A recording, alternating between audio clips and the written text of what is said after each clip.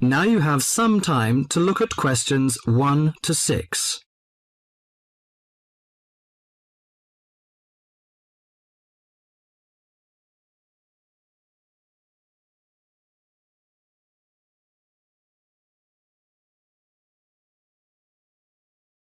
Now listen to the talk and answer the questions 1 to 6. Good morning. Good morning. Can I help you? Yes, I'd like to join the library. We're new to the district, you see. Certainly.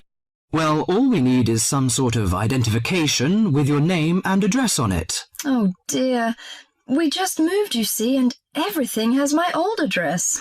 A driving license, perhaps? No, I don't drive. Your husband's would do. Yes, but his license will still have the old address on it.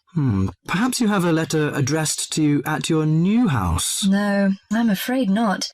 We've only been there a few days, you see, and no one's written to us yet.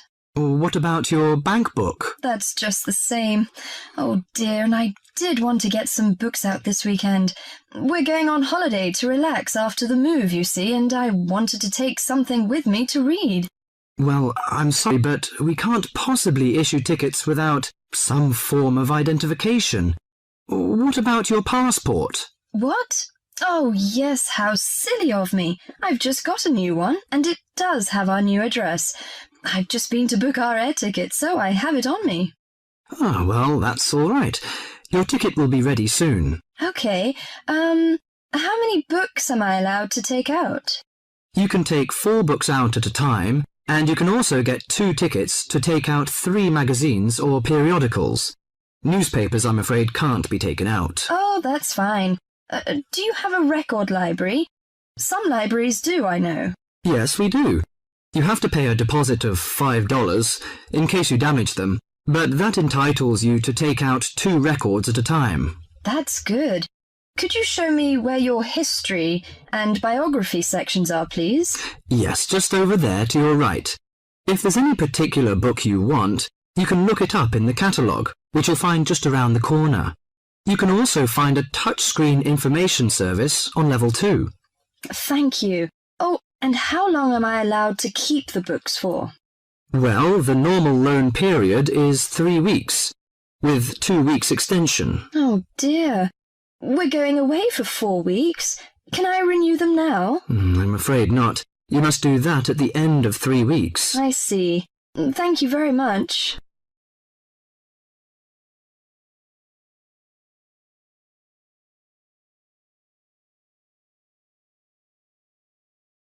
Before the talk continues, you have some time to look at questions 7 to 10.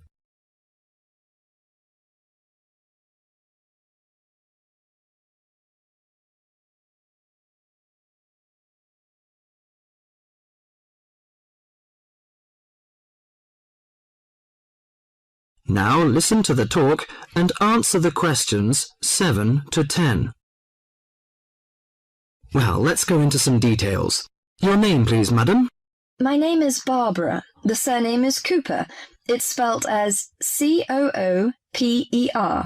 Fine. And what's your contact number? If we have new books coming, we can contact you in time. Good. You can call me on 723-6518, but it's better after 5 p.m. You know I have to work during the daytime. Do you need the office number? I don't think so. It's enough. Could you tell me the address? I lived in King Road, but of course you need my new address. It's 25 St. Mary Road, Hanwell. That's Hanwell. Is that right? Yes. Do you need the passport number? I just brought it with me. Here you are. Yes, thank you. The number of your passport is G57980942. OK, and your ticket is ready. The number is M930123. Thank you. Could I take a look around and check out some books? Of course, as you like.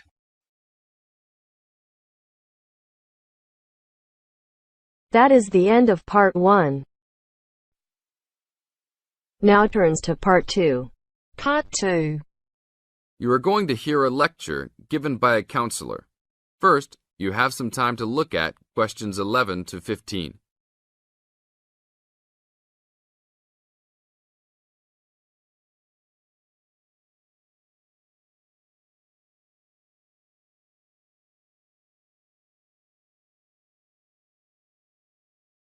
Now listen to the tape and answer questions 11 to 15. Hi, I am your counselor for this year. Today, we will visit the facilities available to you on our campus. As students, you should take advantage of everything you have available to you. How many of you like sports? Well, I hope most of you do, because our school has great sports facilities. We have an indoor gym with state-of-the-art equipment. First, I want to tell you about our basketball facilities. There are 2 basketball courts. Both are full court and open for student use. We offer basketball leagues that all students are invited to join. Just sign up with a team. Usually, there are games on the courts, but during league time, only the teams are allowed to use the courts. The basketball courts are open 24 hours a day. If you want a job, you can be a referee at the games. Next, I want to tell you about the tennis facilities. We have 5 tennis courts available for student use. The tennis courts are open every day, 8 a.m. until 10 in the evening. You should call ahead to reserve a court because they are very popular and can often be booked weeks in advance. There are rackets and balls available for rent at the front desk of the courts. There is an Olympic-sized swimming pool that is open for students and the general public. There are also showers and locker rooms available. The swimming pool is open every day, 9 a.m. until 7 in the evening. There are openings for the position of lifeguards, so if you are looking for a job in the sun, this might be good for you. Now look at questions 16 to 20.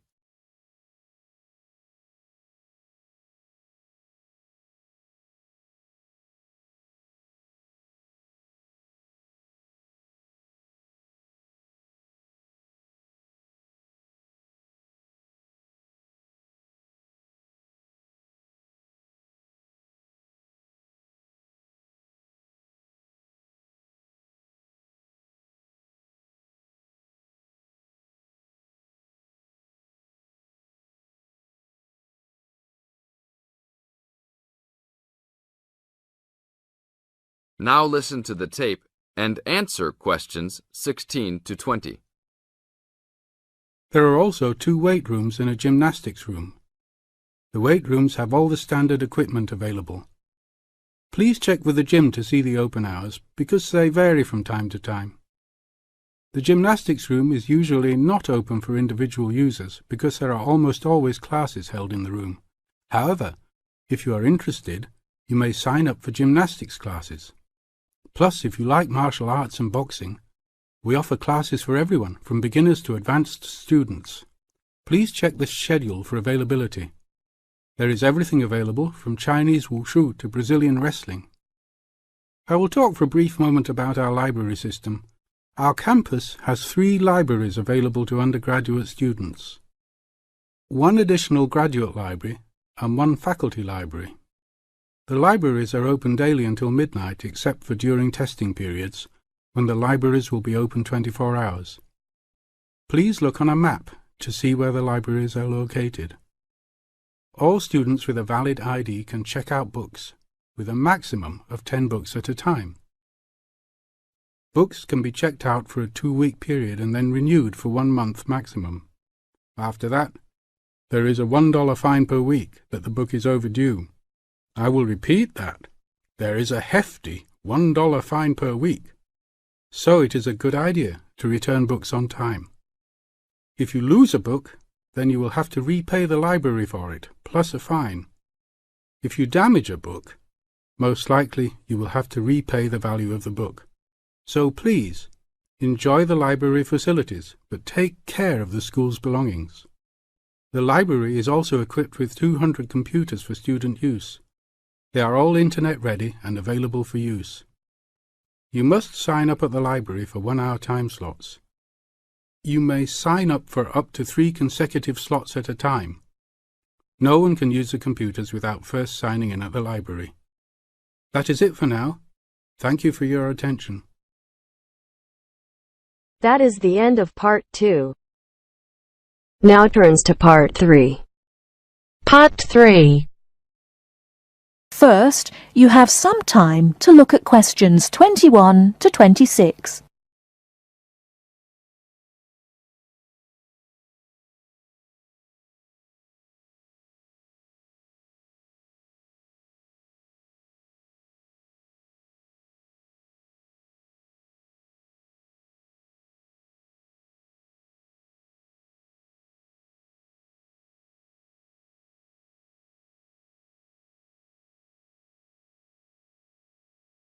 Now listen carefully and answer questions 21 to 26. So, what was it like in your school then, Lynn?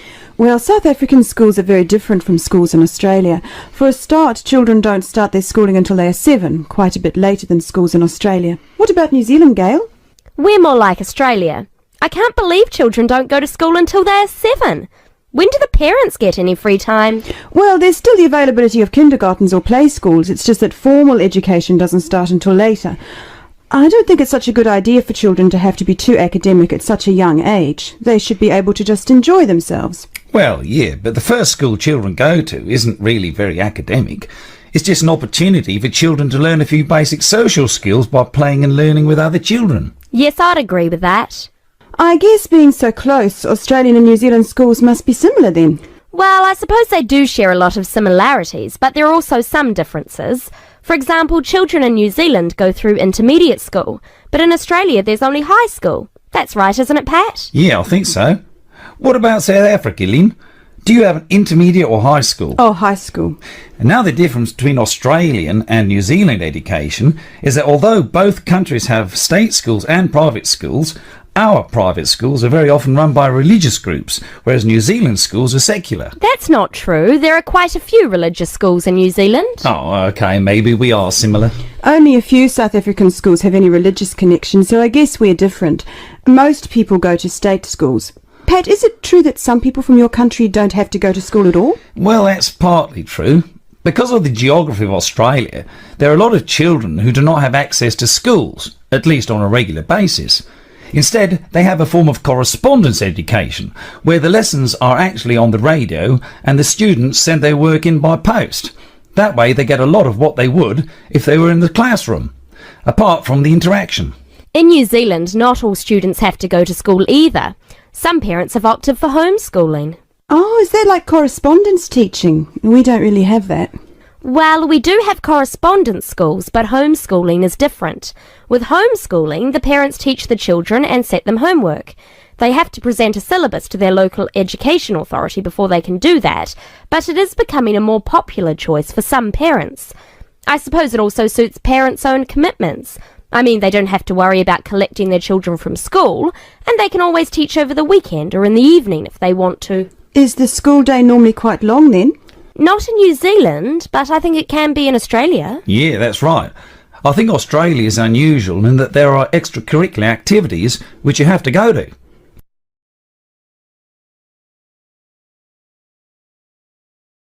Before you hear the rest of the talk, you have some time to look at questions 27 to 30.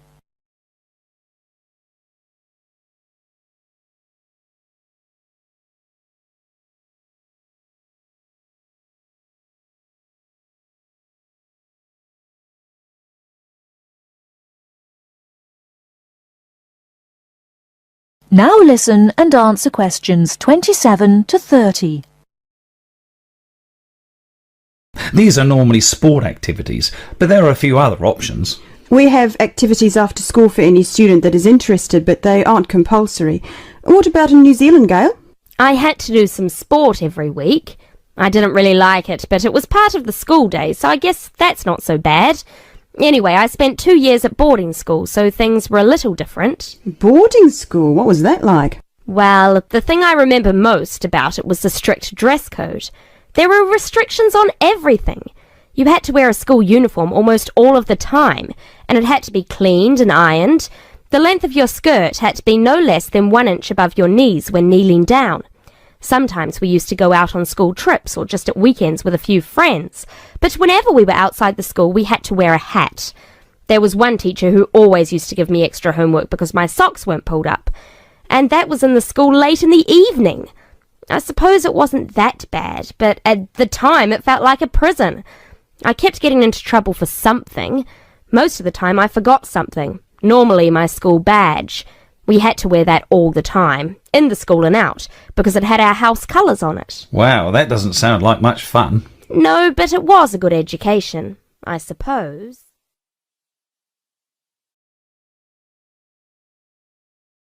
That is the end of part 3. Now turns to part 4. Part 4. You are going to hear a conversation about using recorded delivery and registered post. First, you have some time to look at questions 31 to 40.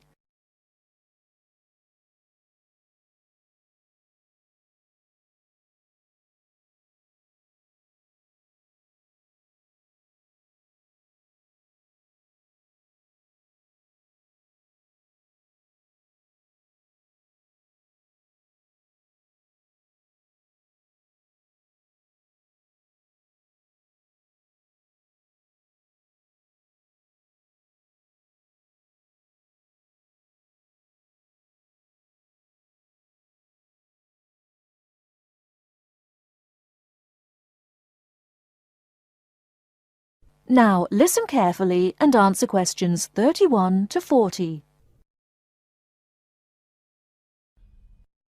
Tom, where are you going? To the post office. I'm going to send some packets to Leeds. Do you know the best way to send them? Well, if your need is for a record of posting and delivery rather than compensation for loss, recorded delivery is particularly suitable for sending documents and papers of little or no monetary value. Well, what can we send for recorded delivery? All kinds of inland postal packets except parcels, airway and railway letters and parcels. The service does not apply to mail for the Irish Republic. I see. How do I post them? You should get a certificate of posting form from the container in the post office and follow the instructions shown on the reverse. The certificate will be your record of posting. Can I send anything in the post? No, you can't. You must not send banknotes, currency notes, and some valuable things because there is no special handling in the post. Recorded delivery mail is carried with the ordinary unregistered post, and there is no special security treatment. How do we use recorded delivery? Well, when your letter or packet is delivered, it is signed for by the recipient and a record is kept by the post office. The post office does not undertake to deliver recorded delivery or any other mail to the addressee in person, but to the address shown. You can obtain confirmation of delivery by completing an advice of delivery form either at the time of posting or later. This form will be signed by a post office official, not by the addressee of the recipient. A fee is payable, which is lower if the form is handed in at the time of posting. Is there any compensation for loss? Well, compensation is limited. Compensation may be paid for loss or damage, but will not be paid for money or any other inadmissible item. If you want a speedy service for articles of value with extra security of handling en route, and wish to have compensation in the event of loss or damage, you should use registered post. What can we send if we use registered post? Any first-class letter or packet except airway letter or railway letter. How do we post? What should we do?